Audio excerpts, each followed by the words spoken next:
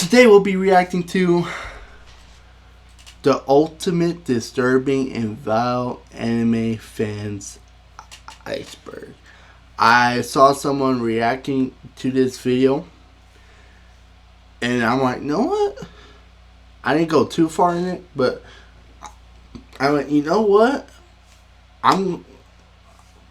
This seems interesting. I'm gonna save this to the playlist.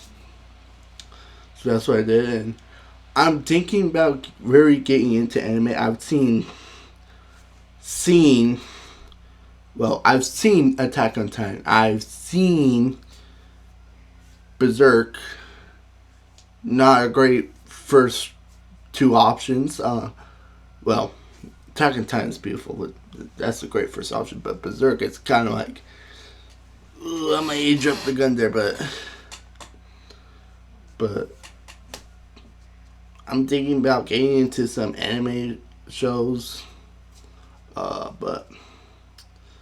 So this coincidentally came up, so we're gonna watch it. And before we actually continue, I don't think anime fans are weird. I mean, Umazumi, however it's pronounced, their fans are becoming Bronco fans, and I didn't like it at first because I thought it was just some male gooners, but it's actually a female fan base. So once I learned that, I'm like, okay, they're cool. They can jump in. They were hopping on the bandwagon. You feel me? But let me stop yapping. Without further ado, let's get right into it.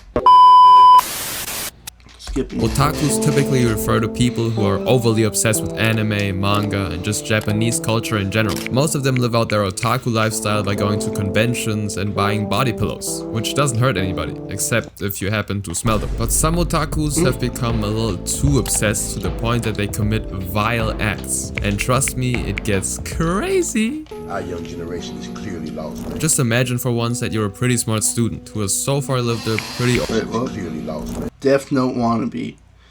I will keep. That's one of the first ones outside of the two shows that I've seen that I want to watch. And trust me, it gets crazy. Our young generation is clearly lost. Man. Just imagine for once that you're a pretty smart student who has so far lived a pretty ordinary life. One day in class, you just happen to find a book that just falls out of the sky. When you go to pick it up, you realize that it isn't Harry Potter, which you could have sold on Craigslist, but something else. A book that is able to the person whose name is written in it. Now imagine you're also a hidden genius psychopath who decides to use this book to cleanse the world of all criminals. And because of all these sudden deaths of bad people, you also build a small fan base of people who like what you're doing and call you Kira. That is the plot of Death Note, the second most popular anime ever. Light Yagami, aka Kira, plays. I thought Dragon Ball Z was one and then Naruto too. Really?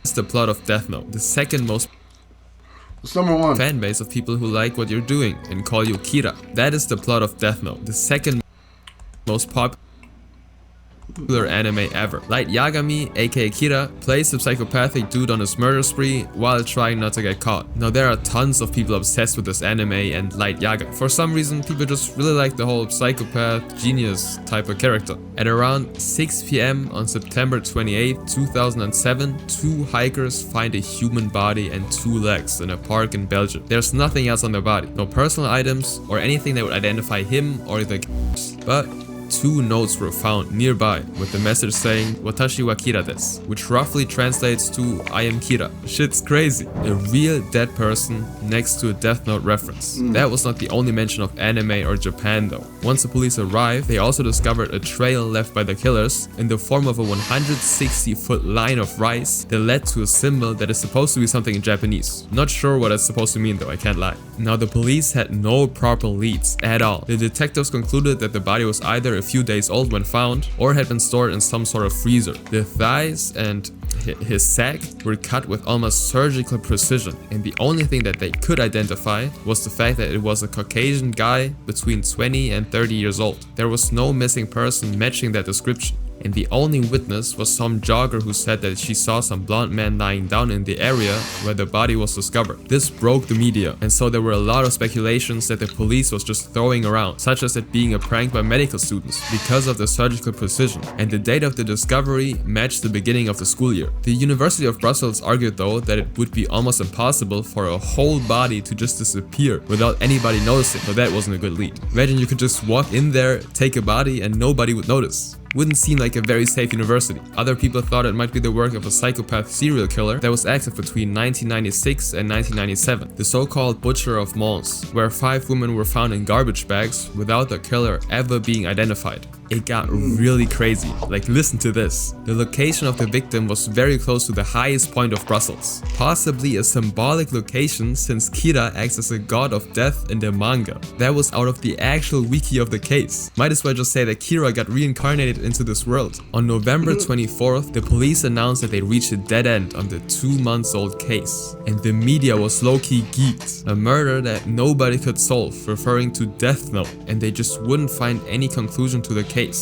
Until 3 entire years later, around September of 2010, the police managed to arrest 4 suspects linked to this case. 3 people for the actual and 1 person for failing to provide assistance to a person in danger. It turns out that the deceased person actually lived with multiple of the at the time of the disappearance. An argument broke out between them and the victim refused to leave the apartment when asked, and so it turned physical. They supposedly beat the person until he passed and tried to dissolve the body in the drain cleaner. Some vile stuff. When they came back some days later, according to one of the killers, it stank and was bluish, so they cut the body into pieces. They tried to burn it, but eventually decided to scatter the remainings in the park. In June 2013, 2 of the 4 suspects were convicted and received sentences of 20 years. A 3rd suspect was convicted to 23 years since he went on the run after appearing in court for only 1 day. You've gotta be crazy if you're trying to run from this case. Now the real question is actually, why were there multiple notes saying I am Kira? Well, it turns out they were just really big fans of the manga and anime,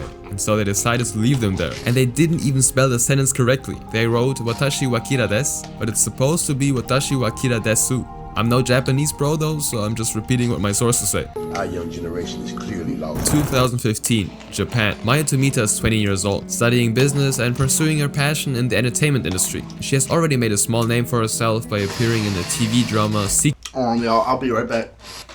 Secret Girls, which was basically a show about these girls living a secret double life as a Japanese idol group. Kinda like Batman, but with more singing and less fighting crime, I think. But after doing a few side gigs here and there, she decided to become an independent artist and musician. In order to gain popularity, since she was still pretty underground, she traveled to different restaurants and venues to play her songs. During these shows, she slowly builds up her following and meets a ton of new people, including Tomohiro Iwasaki. He's around 26 when he first discovers her. He is essentially the polar opposite of Tomita. Her professors describe Tomita as having this very bubbly personality and being very kind and outgoing in general. Iwasaki, on the other hand, has basically isolated himself for the past years. He barely has any friends or social interactions in general. He's like the role model of 4chan users. His brother described him as unskilled in expressing his emotions, but also a gentle and childlike soul. From the first time he saw her, Iwasaki really liked Tomita, and she wouldn't be the first person he would later become absolutely obsessed with. The thing is, Iwasaki had a history of stalking idols and documenting their every move on his blog, where he would share all his thoughts and feelings. And he was a very passionate individual. It would escalate to a point where multiple police reports would be filed against him for following idols in real life and sending them threats. But the worst crime would have yet to come. Like with all the other Japanese idols, Iwasaki quickly became infatuated with Tomita. He would start off as a passionate fan of her and her work, giving her chocolates and little gifts after her performances, which could still be seen as quite normal. I mean, fans give stuff to their idols or role models all the time. But as time went on, he became more and more obsessed. In 2016, after giving her various gifts ranging from flowers to weird-ass books, he built up this fantasy that they're gonna become a thing somehow. I mean, he gave her so many cool things, right? So Iwasaki would decide to propose to her in the restaurant she would perform at that night, with his biggest gift yet, a very expensive gold watch, along with random books. So far, Tomita has been quite nice to him. accepting his gifts and all that. But she obviously couldn't marry this guy. They never even talked outside of her performing, so she rejected him. But she gave him his Twitter so he could check out what she was doing more often, and somehow that seemed to satisfy Iwasaki. Although he was like very isolated from everyone essentially, and seemed like the perfect guy to run a Discord server, he actually only used Ameba. I don't know how to pronounce it, to be honest. A Japanese social networking and blogging platform. So getting access to her Twitter seemed like something very intimate to him, although it definitely wasn't. And so he followed Tomita and a friend of hers, who also performed that night he proposed. Right away, this guy started tweeting like crazy. I'm talking dozens of tweets in a day. Also his idol and her friend. By now, Tomita was more than creeped out and knew that if she actually responded to him, she would only feed more into Iwasaki's fantasies. So she just straight up ignored him. Her friend though initially replied to Iwasaki, since she probably didn't know that he literally attended almost every single one of Tomita's concerts and was just a creep in general. But even she stopped talking to him after a while, and being ignored for all that time kind of flipped a switch in him, which made his love for Mayu Tomita turn into hatred. He proceeded to spam her Twitter with over 400 messages telling her that she's looking down on him, that she's ungrateful, and he even threatened her life. In order to bring an end to all this, she decided to return the expensive watch he gave her and blocked him on Twitter at the end of April. That would be 12 days before the attack. On the 9th of May 2016, Tomita decided to file a police report against him since she did not feel safe at all. The police didn't really do anything though, since it did not fall under Japan's stalking laws back in the day, and they didn't think that harassment on social media was a serious enough threat. Police. Oh my god, shitty police, bro. Come on. Demon timing. They did not care at all. At this point, Iwasaki has gone absolutely mental. Because Tomita blocked him, he spam messaged her friends on Twitter, demanding all of the gifts back now. The chocolate, the weird books, the flowers, he wanted all of that back. Brody, how do you expect chocolate to be returned? But what can you actually expect from a guy like him? Even though this was a very stressful time for Tomita and all her loved ones, she had to keep it pushing. She was trying to make it as a singer after all. So on May 21st, she was set to perform at an event called Solid Girls Night Volume 11. She publicly announced that she would be there, so she was obviously kinda scared that Iwasaki might pull up, and her worst nightmare became a reality. Before she could even enter the venue, Iwasaki confronted Tomita and asked her why she returned all of the gifts. Tomita was obviously frightened as a and gave a vague answer before trying to run away. When she turned around, Iwasaki stabbed her from behind in the chest and neck area 61 times with a 3.1-inch knife. He allegedly screamed, "You should die, die," while doing that. Eyewitnesses immediately called the police after hearing Tomita scream for help and arrested Iwasaki. You can see in the pictures, this guy doesn't seem to feel any type of remorse or shock at all. This is a genuine psychopath, bro. Tomita was in critical condition, but God knows how, Iwasaki didn't manage to damage any vital organs, so she managed to survive and regain consciousness on June 7, 2016. She lived. Unfortunately though, her dream of becoming a popular singer has been destroyed, since she had problems even talking or using her hands. She also suffered from PTSD, so imagine going on stage with that. The police later on issued an apology for not doing anything when she was literally begging for help, saying that they didn't know that the harassment was happening outside of social media as well. Can she sue, bro? Can she sue? It's Japan. I don't know how law works over there, though. An apology is not enough, bro. This is America. Lawsuit, lawsuit, lawsuit, lawsuit. But it's in Japan. I don't think it would work like that. Someone please tell me in the comments section. Received 14 years, but it actually led to Japan changing their anti-stalking laws to include online harassment on social media as well. So there was at least something positive coming out of this. Now this was an insane case of obsession, but this next case had even more casualties. Our young generation is clearly lost. Kyoto Animations is one of the greatest animation studios in Japan. It was the main publisher of a ton of insane animes, including K-On!, A Silent Voice, that's their version of Pixar, and a bunch more. The company has multiple locations throughout Japan, but this story is about Studio One, the building actually dedicated to the animation side of things. It's 2018 and Kyoto Animation suddenly experiences an influx of hate messages. It starts off as threats and slander, but as time goes on, the messages develop into threats, even mentioning specific staff that are working for Kyoto Animation. This whole thing escalates to the point that in October of 2018, the company went to the police to investigate. The Kyoto police tried to find out who was behind these, at this point, hundreds of death threats, but couldn't pinpoint any person, as the creator used Tor to hide their information, kind of like the dark web type of alley. And so the police just kind of gave up. I mean, they're just empty threats after all, right?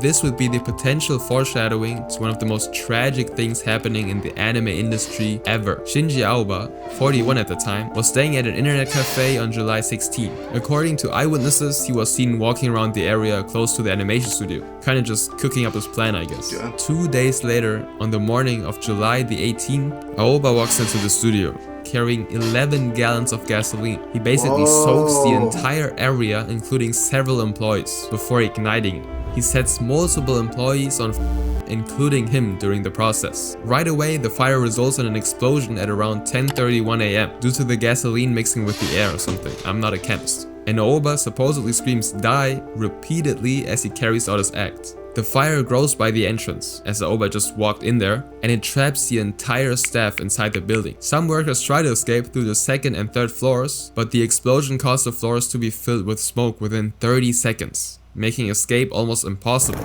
5 hours later and the fire is under control, but it's only extinguished the next day at 6 AM. The building had no fire sprinklers or anything due to it being classified as a small office building, which is crazy to think about. Now before I talk about the aftermath of all of this, which is absolutely insane, why did Shinji Aoba do all this? Yeah, why? Did he not like the anime they produced? Was he just batshit crazy? Well, as I already said, he lit himself on too during the process, so he had to be rushed to the hospital with severe burns. While being transported there, he admitted to having started the fire, and he actually admitted doing it because of plagiarism. You heard me right? Plagiarism. Because of plagiarism. He accused the studio of stealing ideas from his novel. Aoba had submitted a draft novel to the studio, but it didn't even pass the first stage of assessment and was forgotten. But he was still convinced that they stole stuff from his work. Now let me just read out the scenes that were supposedly stolen. His main accusation was that in the anime Tsurune, there's a character in episode 5 who buys meat at a 20% discount. And his novel also happened to have a scene where the hero buys something at a 50% discount. That's it. Now there are also some other scenes that were supposedly stolen. So in the anime Free, right, there's a scene where a school banner reads "Swimming Club advanced to regional tournament." Aoba's novel apparently included a few scenes where banners appear too. This guy's not serious. And the last one is where a character in K-On! Says to a junior, "I repeated a grade." And in Aoba's story there's a scene where a high school boy is told by his teacher, "If you continue like this, you'll repeat the grade." Those were all the scenes that were apparently plagiarized. It's not like they happen to have the exact same concepts in terms of story or have very similar characters. They happen to have similar scenes, but they were completely different animes. The amount of times an anime girl punches a guy in the face, animation studios would be accused of plagiarism all the time. So let's talk about the disaster he actually created. 70 people were inside the studio at the time of the fire. 36 employees. Most of them almost instantly because of the severe burns, and some of them because of the carbon monoxide a couple days later. Among some of the deceased were Naomi Ishida, a color designer who has worked for the company since 1992. She was the first victim who was identified as. Also Yasuhiro Takemoto, who was an animator, scriptwriter, and director in the fire. He's worked at Kyoto Animation for almost his entire career. And Yoshiji Kigami, a giant in the industry, a veteran who has worked on films like Akira and Studio Ghibli's Grave of the Fireflies. The world of anime and Japan lost so many important people that day because of this man. This event was one of the deadliest massacres in Japan since the end of World War II.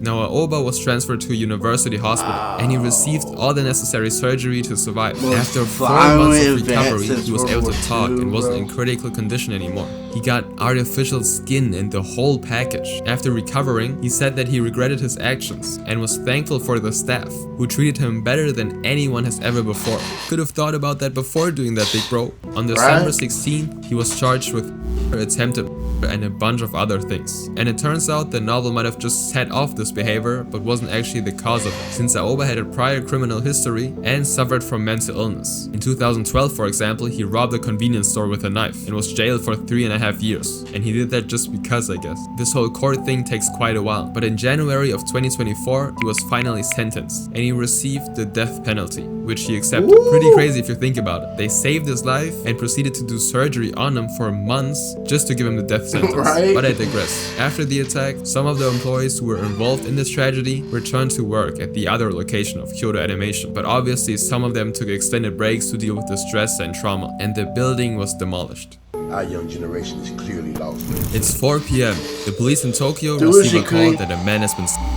Once they arrive at the scene, they find a person seated on the floor. It's an attractive young woman sitting in the lobby of her building, but her legs Why you and gotta hands say it are like that? covered in blood. She's sitting next to the man who's slowly out, literally just chilling with a phone in her hand. That woman was Yuka Takaoka. When all of this happened, Takaoka was a manager at a hostess club. A hostess club is basically a place Japanese men go to get their ego stroked. They go in, the girls working there pretend like they're the king of the world and make them buy drinks and spend money. There's also some spicy stuff going on behind the scenes, but most of the time it's really just talking and drinking. Imagine feeling like Justin Bieber in his prime, but you just pay for that feeling instead. Takaoka's job was kinda just overseeing the place and trying to milk out as much money out of these men as possible. Now on the side, Takaoka was also a huge anime fan. Who would have thought? Whole videos about otakus. She would do the typical thing of cosplaying characters and stuff like that. Nothing out of the ordinary. There was one type of character though she seemed to cosplay the most, yanderes. If you're chronically online, you know what those are. Yanderes. Though she seemed to cosplay the most, yanderes. If you're chronic There's no anime out that. It's only a game. online, you know what those are, but if not, yanderes are basically these girls in animes, or I guess also in real life, who are overly in love with somebody. Like that next level stuff. Anybody who gets near their crush gets stabbed and they become. So that's what Yandere Simulator is. That makes sense. I thought it was just like her character name. No, she's based off anime characters because she's obsessed with someone. Ah, I didn't know that. I went my whole life not knowing that. That's crazy. all crazy. That's like the whole story of the game Yep, Yandere yep. Simulator, right? You're this girl who everybody and anything who stands in the way of your love. Now let's get back to the hostess club. Those are designed for Japanese men to talk to women, but there's also the female counterpart, host clubs. Women go there to just forget about reality and talk to young men. And in one of those host clubs, Phoenix Luna had just started working there as a host to make a living. It's obviously not his real name though. Even though he just started out, he actually managed to do pretty decently as a host. He was number 4 and for quite some time number 3 in terms of popularity, which didn't result in a lot of money, but it was enough to survive, since he was also able to sleep there. He just kinda had that nice look to him. I mean, he's not an ugly guy, no did he? So one night, Yuka Takaoka decided that work was pretty draining as a manager. So she just wanted to relax a little and get some male attention. And so she went to a fusion nightclub, the host club where Luna worked at. Now it was just something about this guy that caught Takaoka's attention. And so she chose him to entertain her for the night. She spends some money, has a pleasant night, and then goes home. As transactional as it gets basically. It's like somebody subbing to a big streamer. They get $5 and you get to see your name on the screen for a split second. But Takaoka just keeps thinking about this man, so she decides to return to the club over and over again. You gotta know, for the past years, Takaoka has only been focusing on stacking her bread, so she has some money to spend, at least for a while. So she goes in there and buys champagne after champagne, and the person who kinda makes her buy those drinks earns a commission, right? So Phoenix Luna is pretty happy about making more money. After a while, Takaoka notices that Luna is only ranked 4 on the leaderboard, and so she decides to spend even more money on him to get him up those ranks. And I'm not talking about a few $100s here and there. She spent up to 10k a month on Luna, which got him to rank 1 on the leaderboard within a month. They spend so much time together that Takaoka builds up this fantasy that if she just keeps spending money on him, he would eventually be able to quit his job and they could be a couple. Some down bad fantasy right there. This delusion escalated to a point where she would pay him to go on dates with her and paid extra money so she could reserve him every time she visited the club. Now Luna obviously kind of plays along since he's making decent money at this point, and it's kind of the job of somebody working there to be like a pretend boyfriend. And Takaoka would kind of know that since she literally works in the industry herself, but I guess if you got those pink glasses on, you can't be stopped. She proceeded to rent a whole apartment near Luna's club so they can move in together, and I guess Luna kinda agreed to live there a part-time. This is the part where she actually turns full on yandere herself. She gets so jealous of his work that she tells him that every time he meets a woman who's paying for his services, if you know what I mean, he should call and tell her. Remember, this man is not in a relationship with Takaoka at all. She's just paying him to pretend. Imagine a tier 3 sub tells Pokimane that she can't get in a relationship because he's her biggest fan. Ain't funny. But Luna kinda plays along because he's a sweet guy, and so he agrees to do so. On May 23rd, 2019, Luna calls Takaoka and tells her, hey, I'm meeting with another woman, strictly business, you know what I'm saying? Just wanted to let you know, even though this is literally the exact thing she told him to do, Takaoka goes mad. So mad that she makes up a plan to self-exit.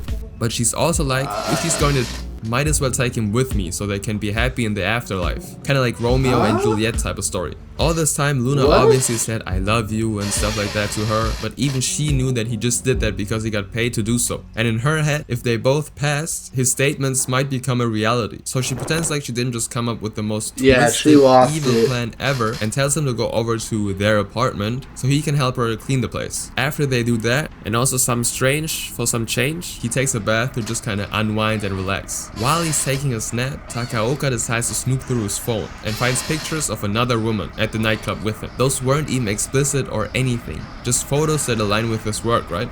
Luna steps out of the tub to go to sleep in the actual bed of the apartment, and it's all good. That night, Takaoka waits until about 3:50 AM to ensure he's really asleep. She takes out a knife and stabs him in his stomach. He obviously instantly wakes up, shocked that he literally has something in his body, and before being able to push her away, Takaoka sits on top of him, asking him if he really liked her. I think in this situation, every guy would do the same thing, and he just tells her, I love you. Yeah, I like you. I love you.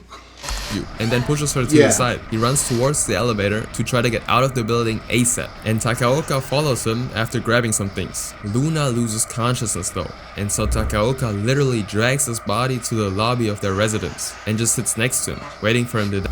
Now a random woman just walks by and sees all of this and is shocked to her core. First thing you gotta do is obviously take a picture, and then she calls the police. In the picture you can see Takaoka on her phone talking to God knows who without a care in the world. Nobody does anything to stop her though. Just right there in the middle, in the open. Just on the phone like in public? Nah. They don't know what she's actually capable of. I mean, I would definitely not go near a girl sitting next to a grown man who's slowly acting like everything is sunshine and rainbows. And that brings us back to the beginning. Police arrive and arrest her, and she actually doesn't put up any sort of fight. While she's in the police car, you can literally see her smiling, like she enjoys it. She's now she's the most obscure thing ever. Following this attack, Takaoka basically builds a they wasn't even fucking it. He had her on her. Bro. huge following because she's somewhat attractive. Like, what? It's like the guy who ran over who ended up getting like edits made of him. She got fan art. People described her as too beautiful to be criminal and all of that. In December of 2019, she got 3.5 years in prison for attempted. Only 3 years. He lived? Hey, he lived. Come on, goddammit. Hey, shallow, bro. Just for all of that. 3 years. The good side is crazy. Luna was able to recover from his heavy injuries. He regained consciousness 5 days after the attack, even though the doctor said that he only had a 20% chance of surviving. But obviously he wasn't able to talk, walk, or do anything essentially for quite some time. But after recovering from all that, as far as I know, he actually came back to the industry. He still works in the same host bar, but it's like way more popular now since everybody knows his story. The one downside is that his liver doesn't work anymore, and so he can't drink alcohol, but he can probably live with that. And this guy's some kind of saint. Luna agreed to do an interview with some reporters, right? And he literally said that he fully forgives her for what she did. This guy's like an angel or something. Wow. Now let's talk about Takaoka. This all happened in 2019 and she got 3 years doing some basic maths, and she's been out there. And she actually posts quite regularly on her Instagram, still doing cosplays and stuff like that. And she also streamed like Pokemon and stuff. Our young generation is clearly lost, man. Junji Dinosaur Matsumoto anime. was born in 1962 in, who'd have guessed, Japan. Wait. Gives her who agreed to do an inner disguise like an angel or something. Now let's talk about Takaoka. This all happened in 2019 and she got 3 years doing some basic maths, So and she's been out. out there, and she actually posts quite regularly on her Instagram, still doing cosplays and stuff like that. And she also streamed like Pokemon and stuff. Our young generation is clearly lost. Yeah, don't Junji give her a Matsumoto platform. was born in 1962 in, who'd have guessed, Japan. You could describe him as a typical introvert kind of nerd type of guy. He didn't really talk much, and when somebody asked him something in class, he would just straight up not respond or go to the bathroom as an excuse. He really was just in his own world for real. For example, one time in class, he was asked what he wanted to be when he grew up, and he just didn't say a word, probably just stared at the teacher. Later, when the classmate asked him in private what he wanted to do, he said he wanted to be a scientist, since he was pretty good at math and science. So he might have been a shy kid, but he at least had something going for him. He could focus on becoming a scientist and just live a normal life. Unfortunately, he would experience an episode of events that will lead him to both of his parents. After graduating high school, he secured a job for a little bit, but quit since he couldn't adjust to the workplace, probably because of his shyness or anxiety, and he just kind of stopped looking for jobs. Instead, he now spends most of his time watching anime, reading manga, and helping out at the liquor store that his mother runs, alongside his big bro. He has no sort of friends, and his family are really the only people he actually talks to. It's safe to say he doesn't really have any plan on what to do with his life, and he continues this exact lifestyle for 30 years. 30 years of watching anime, reading manga, and sometimes helping out at the store. And now comes the first unlucky event. His brother is hospitalized because of some sort of illness, which leaves Junji's mom and Junji to run the store now. But things just don't really work out after a while. Other corporations around the area slowly open up stores, Junji can't really operate things, and the parents are quite old now, so they decide to close the shop and retire. I mean, he's around 49 when this happens, so his parents are getting up there as well. Respect to the grind, but at one point you gotta hang it up, right? So they're both retired now, and his dad kinda runs the household since his wife is not physically able to do so. Here comes the second unfortunate event. On June 13th, 2021, Hirokazu, the dad, who's now in his 80s, just rides his bike when he gets into an accident. And you know how quickly older people can break bones and stuff. I mean, it's pretty crazy that he's even able to ride a bike at that age. But the father ends up being wheelchair bound nonetheless. With his brother hospitalized for 10 years now, and his dad being in a wheelchair, it is now fully Junji's responsibility to take care of his parents and the household. And he's overwhelmed. He suddenly has to attend to them 24/7. Every time they gotta go to the toilet, he has to help them. When they need to take a shower, he's gotta help them. And something like a retirement home is out of the question, since they do not have the funds to support that at all. Matter of fact, he uses the money that they saved up over the decades to buy the food and all that, since he hasn't had a job that actually paid him since he was 19. It really seems like a dead end. Now let's talk about the most unfortunate event. On June 20th, 2021, Junji was just watching his favorite anime. Probably like, my little sister can't be this cute. Enough with the jokes. This is really sad. He watches this anime to kind of escape reality for a bit, and his father asks him to help him to the toilet, as usual. But there's a really good scene happening right now, so Junji just tries to ignore him. His father really needs to go though, so he's kind of complaining and annoying him, if you can put it like that. He asks him over and over again, until Junji snaps. Oh, if you don't He's help so him fed out. up with his father that he grabs an electrical cord and just starts him. His dad kind of scrubs around and tries to stop it, but Junji continues. And all that is left now is his father's soulless. Junji doesn't just live with his father though, but his something. Some people aren't born evil, but something like snaps and they become evil. And then there's this guy who is just pure evil. Like, no motive, no nothing. He's just pure evil. His mother witnessed everything as well, so in his head, he needs to get rid of her too.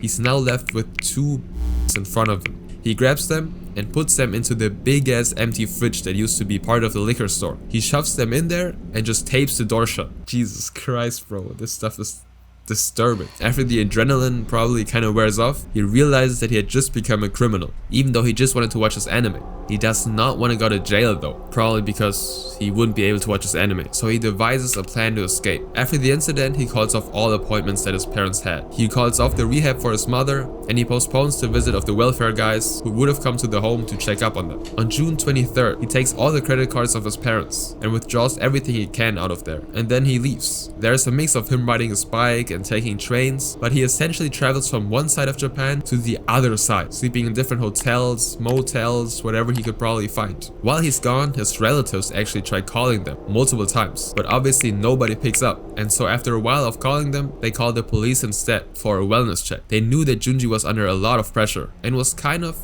closed off, not really the guy to talk and stuff. So on June 28th, the police checks up on them. Upon entering the house, they notice this weird stench coming from the fridge, and when they open it, they find this. This is a 3D model of how the were inside the fridge. Damn. So they find both of the parents, but they don't know where the last person is. Junji. I mean, in their heads, everything could have happened to him. He might have been kidnapped or also met the same fate as the parents. So they ask around. They interview the neighbors and stuff like that, and they all tell them Junji was kind of acting weird lately, and somebody spotted him riding his bike, and that leads to a nationwide search for him. The police looks at security camera footage, they ask hotels and all of that, and through that they actually managed to track him down pretty easily. On July 4th, 2021, they find him in a hotel parking lot in Kyoto. They first arrest him for leaving corpses without reporting it or something, which you obviously should do, but he quickly admits that he was actually the one who them. And not gonna lie, this next part is just really depressing. During his trial, the prosecutor asks him about his family,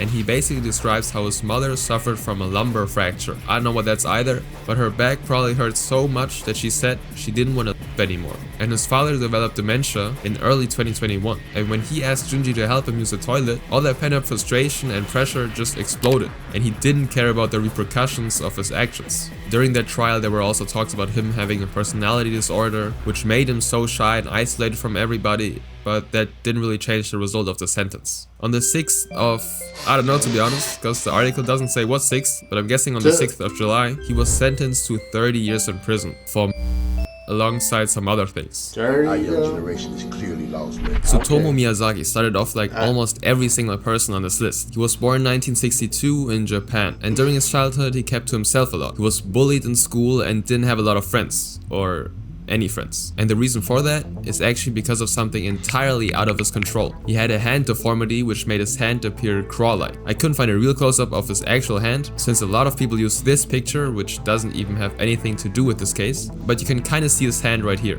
Because he was kind of an outcast, he spent a lot of time reading manga and watching anime, and like a lot of pubescent teenagers, he also dabbled in spicy content and horror movies as well. But as time went on, he gradually started watching more violent and graphic stuff, but I'll get there. Now, although Tsutomu was kind of a loner, from the outside it actually looked like his life was pretty nice. He was born into a wealthy family. They ran a newspaper business and they were actually quite well known in the area. Additionally, he was a straight A student. He attended a very prestigious high school and was basically a 5-star recruit, but for academics basically. He wanted to study English to become a teacher. Pretty wholesome so far. But of course the outside often does not reflect the inside. People flex designer stuff even though they're dead broke. And Tsutomu felt the same way, dead inside.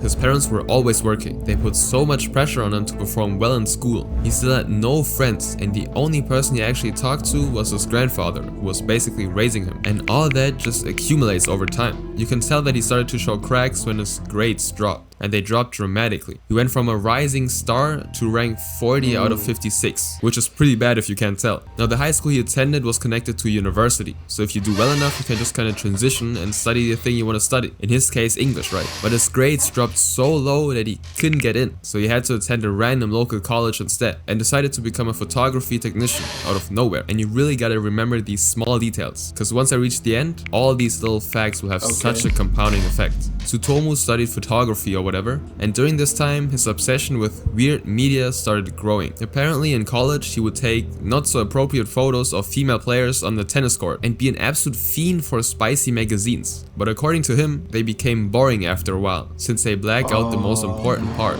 So he would go down the route of seeking more extreme stuff, such as media including people not of age. He really fell into the depths of full-fledged degeneracy. And this is only the beginning. At home, he still felt like nobody in his family Right, really that's cared some about of his y'all, happiness bro. or anything. They were only focused on material things and the business, which actually drove him to be quite depressed. And during that time, in the mid-1980s, so when he was in his 20s, he actually considered self-exiting.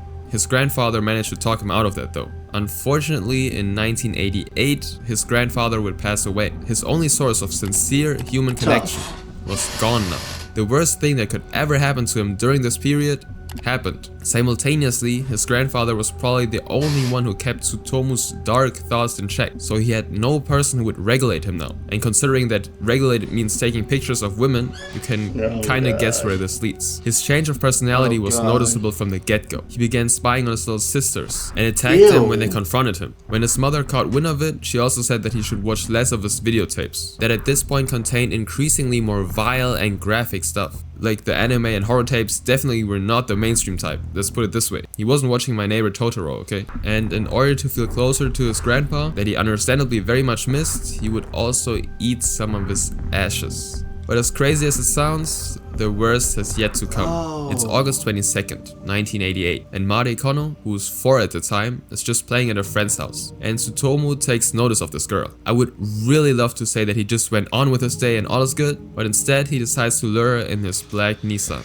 and he drives off with Mari. He drives for a while and eventually parks the car under a bridge. For 30 minutes they just sit in the car and do nothing, until he decides to murder her, and does some unspeakable things after. When he's done, he dumps the near his house and lets it decompose, before keeping some parts as a trophy in his apartment. He then decides to send a box to Mari's family, including several teeth, grounded bones, and you photos evil of son of a and bitch. I think you can imagine who they belong to. This absolute psychopath also sends a postcard that reads, Mari, bones, cremated, investigate, proof. This happens a total of 4 times. October 3rd, 1988, Tsutomu spots Masami Yoshizawa, who's 7 at the time. He offers Masami a ride, which she unfortunately accepts. He drives to the same place that he brought Mari to and her. He does the same unspeakable things to her, takes her clothes, and returns home. December 12th, 1988, Erika Namba plans to return home from a friend's house when Tsutomu kidnaps her. Bro, this fucking guy's the devil, bro. Oh my god, bro. I want to say a word, but I'll get sniped off the atmosphere.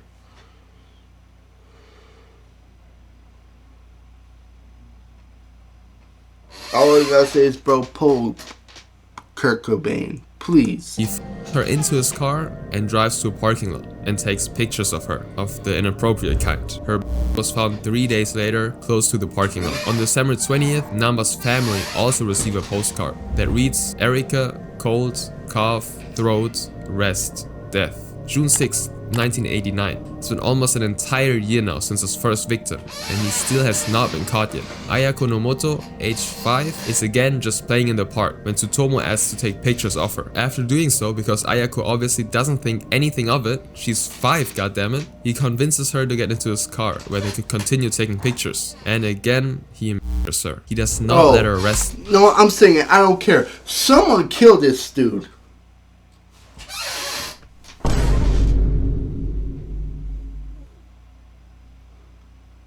He's doing this to 8 and 5-year-olds. He's killing them and doing unspeakable things. Bro, sending their remains to their parents. This might be one of the worst serial killers I have ever seen. How could you be so awful of a human being? No, once again, no motive. Just randomly snap. Just pure evil.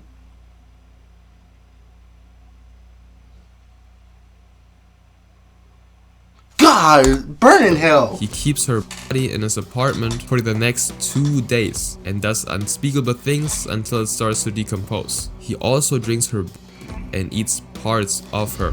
To make it even harder for all of the families of the victims, I'm sorry, Willie. Hold on. Hold on, I'm sorry. This is some horrible shit, Billy.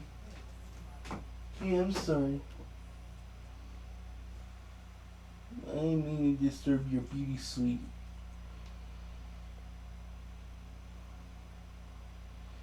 This guy's just disgusting.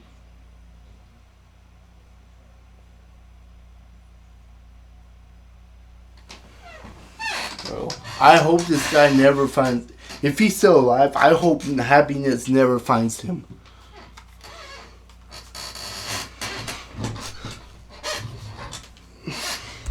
He would keep sending postcards describing what he did to them in detail, and even call them regularly. When the families would pick up, they would just hear him breathing through the phone, not a single word being said.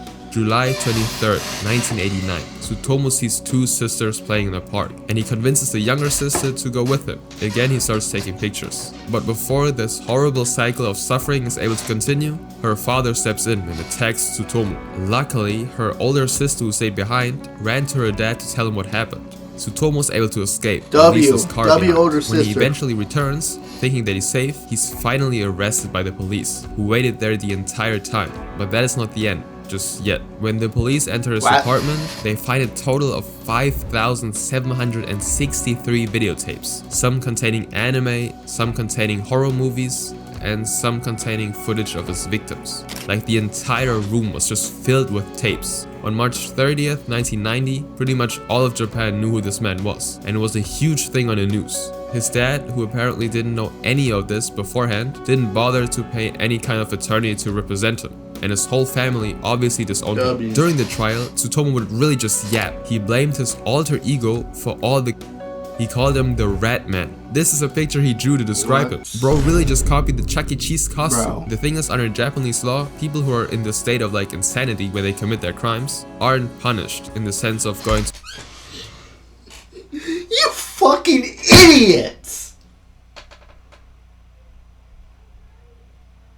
Please tell me that changed shit for him. prison. Instead, they would be sent to a medical facility or something similar. So it was really just a question of, was he actually insane or just pretending to be to get his sentence reduced? During the interrogation, he talked about how the Rat Man was always standing next to him, and before he killed one of the victims, 10 Rat Men would just appear, and once they were gone, the victim was dead. Like really just trying to seem like he was insane, which he obviously was to a degree, but he was definitely also fully aware of what he did.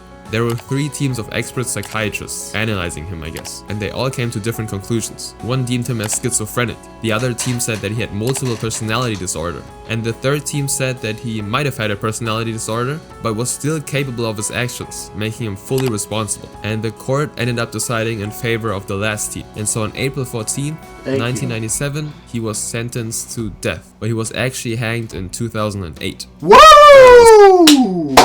Enjoy hell, motherfucker. God. Something, man. Good riddance. Subscribe if you want more. Jesus.